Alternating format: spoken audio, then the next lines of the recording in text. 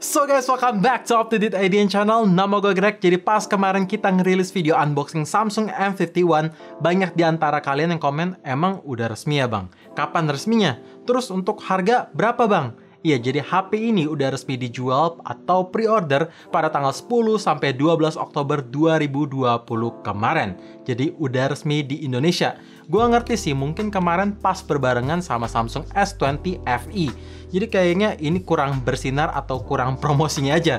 Tapi intinya HP ini udah resmi dengan harga 5.499.000. Jadi apakah HP ini worth it? Harganya 5 juta loh. Ya langsung aja deh tanpa basa-basi lagi. Let's check it out. HP ini punya ukuran dan spek layar yang sama kayak Samsung A71 kemarin. Ukurannya 6,7 inch, body ratio 20:9, resolusi menggunakan Full HD+, dan panel layar menggunakan Super AMOLED+. Kita mulai dari looks-nya dulu, atau desain layarnya. Ini pas pertama kali kalian ngeliat akan sangat mirip dengan Samsung A71 kemarin karena menggunakan notch yang sama atau Infinity O display, ketebalan bezel sama, pokoknya ini sangat-sangat mirip. Secara experience, menurut gua layar Samsung M51 ini sama bagusnya kayak A71 kemarin, punya warna yang sangat vivid, vibrant, pokoknya kalau dipakai nonton ataupun gaming, wah ini berasa hidup banget layarnya. Gue suka seperti biasanya Samsung. Dan untuk kecerahannya pun masih sangat aman ketika kalian mau gunain di kondisi outdoor atau di bawah terik matahari. Dan untuk ketahanan layar sudah ada Corning Gorilla Glass 3 ya. Karena panel layar di HP ini sudah menggunakan Super AMOLED+, otomatis fitur Always On Display juga tersedia. Buat kalian yang belum tahu fungsinya buat apa, basically fitur ini hadir sebagai pengganti LED notification, tapi fungsinya jauh lebih kepake dan lebih berguna. Karena kalian bisa lihat jam, tanggal, baterai, sampai notifikasi yang masuk tanpa harus pegang HP-nya. Dan gak sampai di situ aja, kalian bisa custom sesuai preferensi selama tersedia dalam opsi pilihannya ya. Nice!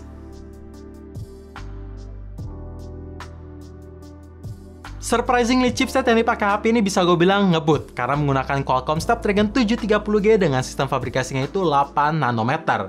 Jujur awalnya gue kira HP ini akan menggunakan Exynos 9611 atau Snapdragon 675, tapi ternyata gue salah, which is good. Untuk Antutu bisa hit di angka 279 ribuan, dan ketika gua ngetesin pakai game PUBG, bisa dapat settingan grafik di balance dengan opsi frame rate tertinggi ada di Ultra yang konsistensi FPS bagus, frame drop signifikan jarang banget, dan gyroskop pun lancar. Oh ya, untuk suhu, maksimalnya gue bisa nyentuh di angka 43 derajat menggunakan cellular data dan main tidak dipakai casing.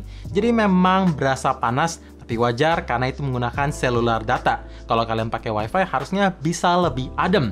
Dan game kedua yang gue tes adalah Genshin Impact.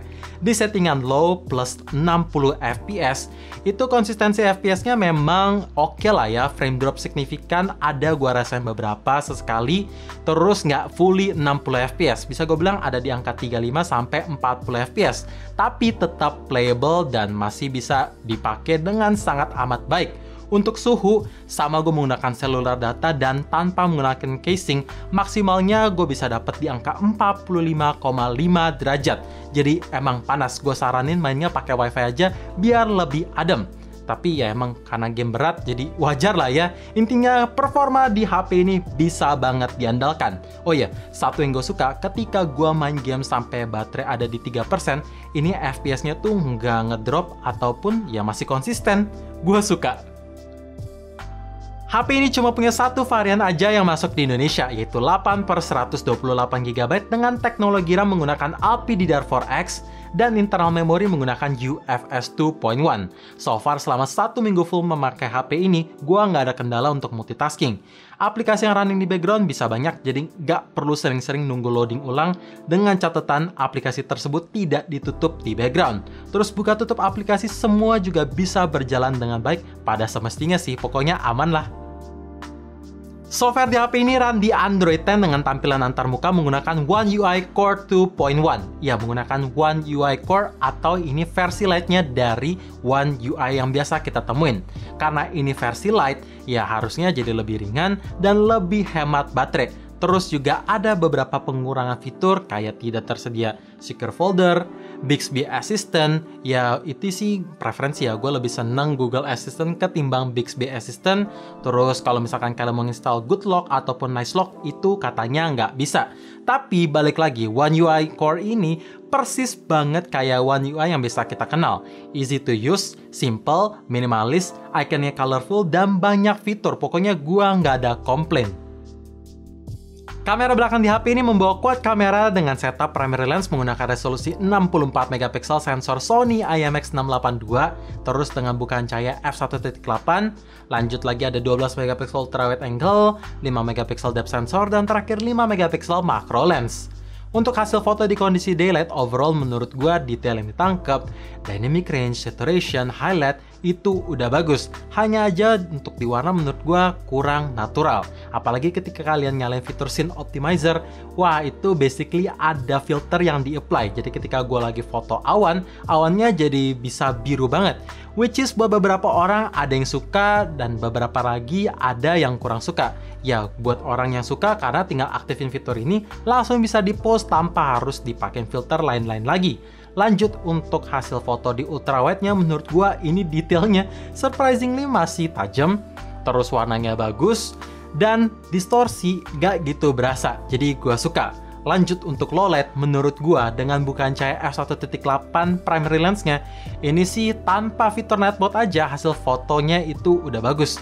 Detail yang ditangkap masih kelihatan, cahaya yang ditangkap juga itu sangat-sangat terang, noise gak gitu berasa, overall udah bagus. Tapi kalau kalian rasa pengen detailnya lebih tajam dan noise-nya lebih berkurang, ya aktifin aja fitur night mode, maka ya itu tadi, detail lebih tajam, noise berkurang, dan cahaya yang ditangkap bisa lebih terang. Dan untuk fitur night mode, udah bisa support di lensa ultrawide-nya juga, bahkan sampai kamera depan. Oke, lanjut, gue akan bahas kamera depannya. HP ini punya resolusi 32 megapiksel yang sangat tinggi. Tapi apakah cuman sekedar resolusi? Well, gue coba selfie, hasil fotonya memang detail, tapi detailnya itu lebih ke soft. Yang mungkin beberapa dari kalian, terutama cewek-cewek, bakalan suka karena muka kalian bakalan kelihatan flawless. Iya, karena detailnya itu soft, gak ada extra sharpening yang gimana-mana. Tapi buat cowok mungkin ya kurang suka karena mukanya berasa dihalusin. Dan ngomongin soal skin tone, menurut gua ya oke lah, nggak terlalu pucet, cukup natural, tapi menurut gua masih bisa diimprove lagi. Dan untuk bokeh lumayan rapi kok.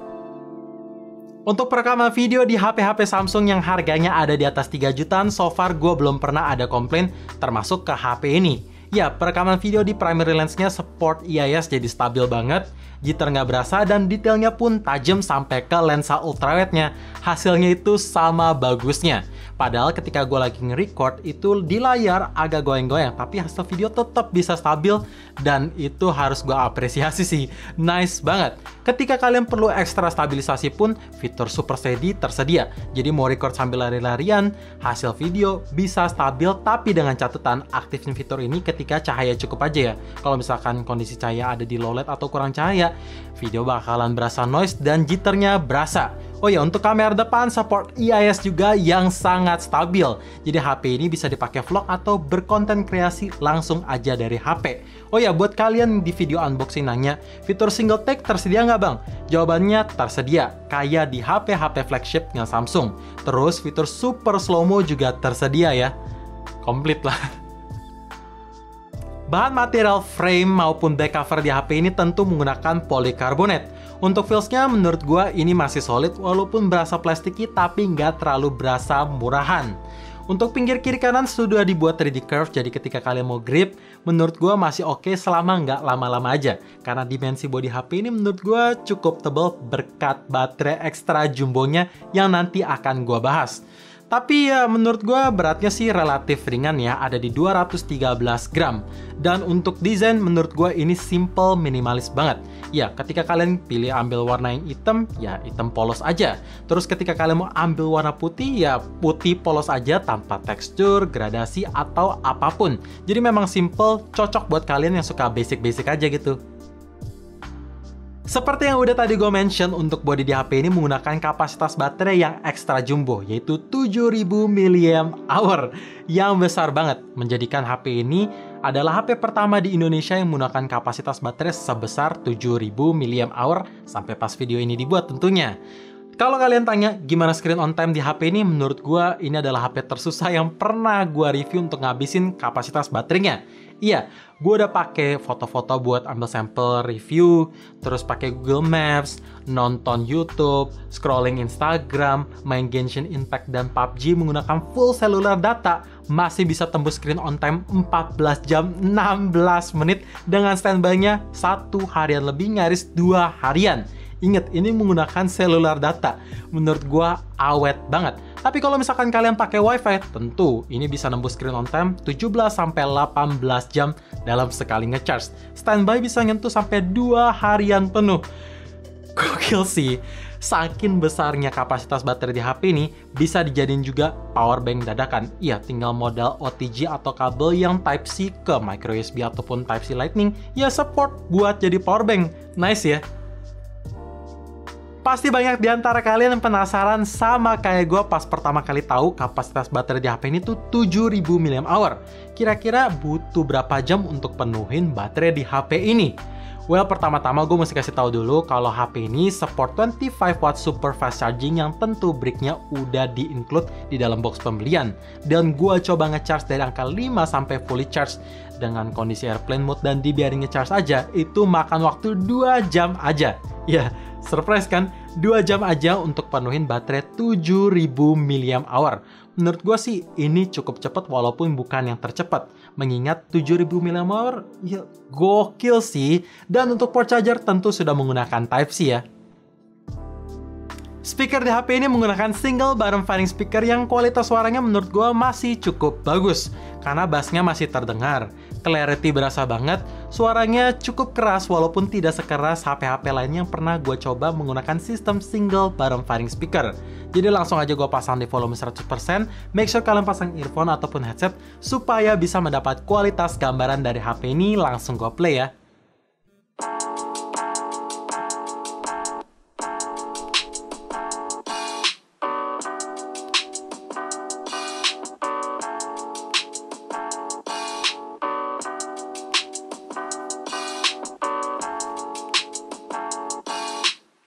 Iya, jadi kayak gitu. Tapi tetap saran gue ketika kalian suka main game PUBG dan pengen dengerin step musuh, pakai aja headset ataupun earphone kabel. Karena HP ini masih membawa port jack 3.5, biar imersif aja. Bang, NFC tersedia nggak sih di HP ini? Jawabannya Samsung tahu yang kalian minta. Jadi fitur Near Field Communication tersedia buat ngecek saldo elektronik money kalian sampai top up saldo e-money dan berisi langsung dari HP kalian, tentu menggunakan toko-toko online kesayangan kalian. Intinya nggak perlu top up atau ngecek saldo ke gerai offline. Bisa langsung dilakukan kapanpun, jam berapapun, dimanapun kalian mau. Oh iya, fitur Samsung Pay juga tersedia buat pembayaran cashless yang lebih convenient. Tapi saat ini baru bisa GoPay. Dana dan GoPay. Mungkin OVO akan menyusul. Dan terakhir yang nggak kalah penting tentunya tersedia yaitu triple slot tray. Iya, kalian bisa taruh 2 nomor bersamaan dalam satu HP yang support dual 4G plus VoLTE asalkan providernya support, plus nambahin memori menggunakan microSD sampai 512 GB atau setengah tera. Jadinya bebas upgrade. So guys, itu dia kelebihan-kelebihan yang gue rasain sendiri dan gue suka selama 1 minggu full pemakaian Samsung M51 ini. Tapi tentu karena setiap smartphone tidak ada yang sempurna, langsung aja gue bahas kekurangannya. Ada yang major, ada yang minor juga. Oke, HP ini masih punya sensor sidik jari, tapi ada 3 hal yang bikin gue kecewa. Pertama, penempatan posisinya itu tidak di dalam layar, melainkan nyatu di tombol power. Padahal panel layar sudah memungkinkan. Kedua, tingkat akurasinya itu sangatlah parah. Bisa gue bilang ini adalah side fingerprint terparah atau tingkat akurasi terjelek yang pernah gue coba. Karena untuk baca sensor sidik jari gue susah banget. Bilangnya harus bersihin dulu atau nutupin sensor sidik jari yang full. Padahal udah gue lakuin itu semua. Sampai-sampai gue daftarin satu sidik jari yang sama pakai 2 fingerprint. Itu unlock percentage-nya 40% bisa, 60% nggak bisa. Ya, separah itu. Ketiga, sidik jari yang bisa didaftarin itu cuma 3 jari aja. Jadi menurut gue kurang banget. Padahal brand-brand lain bisa nyediain 5 sensor sidik jari. Gue berharap semoga fingerprint di HP ini segera di-fix, di-update, dan kalau bisa ditambahin support sampai 5 jari ya. Semoga. Yang ini sebenarnya cukup minor, yaitu penempatan tombol volumenya itu agak jauh, jadi susah dijangkau. Ditambah tombol volume up dan down-nya tidak terpisah yang bikin nyentuh atau ngeklik tombolnya itu ambigu aja. Karena tengahnya bisa diklik juga, jadi kayak ada 3 tombol yang bisa dipencet. Jadi alternatif dari gua ya pencet tombol volume up atau down, baru gua adjust sendiri di screen biar lebih akurat aja. Gue berharap semoga di next Samsung bisa ngerilis HP yang tombol volume down dan up-nya itu terpisah ya, biar nggak ambigu aja gitu. Bang, refresh rate layar di HP ini gimana? Ya masih support standar di 60Hz aja, sayang memang belum menggunakan 90Hz ataupun 120Hz.